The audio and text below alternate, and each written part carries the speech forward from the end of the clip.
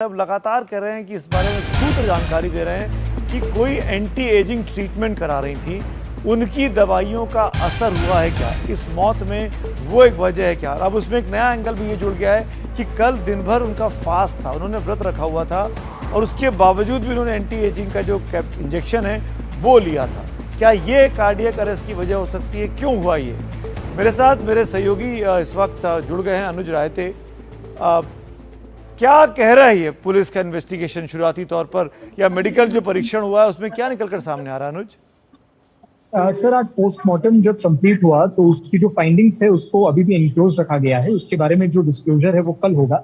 But सूत्रों के मुताबिक हमें जो इन्फॉर्मेशन मिल रही है उसके हिसाब से कल के दिन जब एंड में नाइट में उनके साथ ये हादसा हुआ, दिन भर उन्होंने व्रत रखा हुआ था और उनको कुछ मेडिकेशन के सजेशंस भी मिले थे कि कब अपनी दवाई लेनी है नहीं लेनी है। और बहुत सारे सालों से वो एंटी एजिंग ट्रीटमेंट ले रही थी, ऐसी हमें जानकारी मिली, पर आधिकारिक तौर पे इसकी पुष्टि होना भी बाकी है। तो व्रत होने के बाद उन्होंने वो डोज अपना जो कि लेना नहीं चाहिए था, अगर डॉक्टर्स की तो डोज लेने के बाद उनके ऊपर उसका कुछ इम्पैक्ट हुआ क्या, ये देखने वाली चीज रहेगी।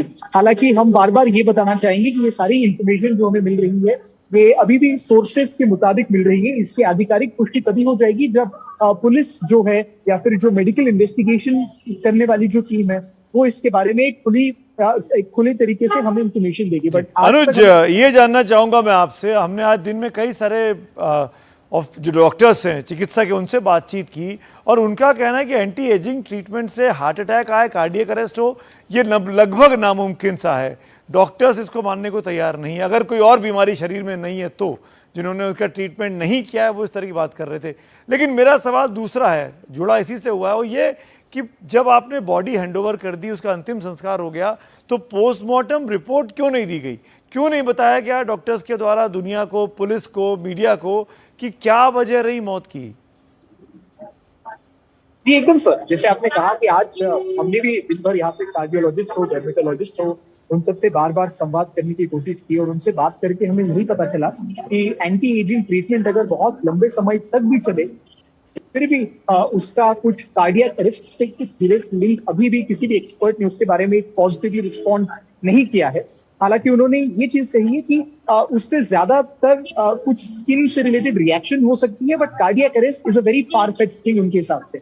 उनका कहना है कि अगर उसके बावजूद या फिर उसके बजाय कोई अगर दूसरा डोज चल रहा होगा, क्योंकि यहाँ पे एपिलेप्सी की भी बात आ जाती है, हालांकि उसका भी कोई डायरेक्ट कोरिलेशन होता नहीं है कार्डियक अरेस्ट के साथ एक्सपर्ट्स के मुताबिक। बट अभी हमको पूरी तरीके से पता नहीं चला है कि एग्जैक्टली कौन से तरीके के डोज थे, कौन से तरीके की मेडिकेशन थी जो कि शिफाली ले रही थी। अब तक हमें स्किन ट्रीटमेंट के बारे में पता चला है और एपिलेप्सी के बारे में पता चला है। तो ये सोचना या ये अज्यूम करना गलत नहीं होगा कि इसके साथ कुछ और भी मेडिकेशन रहे होंगे जिनका उनके हार्ट के ऊपर या कार्डियक अरेस्ट के साथ थोड़ा ज्यादा डायरेक्ट लिंक हो सकता है। नहीं अनुज, मेरा सवाल छूट गया पीछे आपसे। पोस्टमार्टम रिपोर्ट क्यों नहीं जारी की गई? पोस्टमार्टम रिपोर्ट क्यों अब तक छुपा के रखी गई या तैयार नहीं हुई? इसके पीछे की वजह क्या है? सर, पोस्टमार्टम आज दोपहर को 1 बजे हुआ और उसको खत्म होते समय 3 बज गए थे। यूजुअली ऐसे केसेस में खास करके मुंबई पुलिस के साथ जो एक्सपीरियंस रहा है कि जब तक उनकी पूरी तरीके से पुष्टि या फिर स्टेटमेंट लेने की प्रक्रिया जो है वो पूरी नहीं हो जाती, तब तक वो पोस्टमार्टम पब्लिक करने से थोड़ा हिचकिचाते हैं। हालांकि देयर आर बिग चांसेस कि जो उनका प्राइमरी इन्वेस्टिगेशन रहा होगा, तो मतलब हमें पता है कि उन्होंने 8 लोगों का स्टेटमेंट अब तक रिकॉर्ड कर लिया है और उनको अभी ऐसा कोई क्वारल होने का या फिर घर में कोई झगड़े होने की कोई संभावना अब तक लगी नहीं है। हालांकि जब तक पूरी तरीके से पुष्टि नहीं हो जाती कि इसमें कोई एक्स्ट्रा कोई फिजिकल रीजंस भी इन्वॉल्व थे या नहीं थे, और was it completely internal as far as the health of the person is concern, तब तक पोस्टमार्टम की जो रिपोर्ट है वो इससे पहले भी 1-2 दिन से डिले हो चुकी है। बट कल जब पोस्टमार्टम की रिजल्ट्स या फिर जो उसकी फाइल जब वो जारी होगी तो इसके बारे में थोड़ा ज्यादा आधिकारिक तौर पे हम बात कर पाएंगे। ठीक है अनुज, आप नजर रखिए, हम आपके साथ अपडेट लेते रहेंगे। लेकिन अमूमन ये देखा गया है पोस्टमार्टम रिपोर्ट का कोरोबोरेटिव एविडेंस के साथ कोई जोड़ नहीं होता।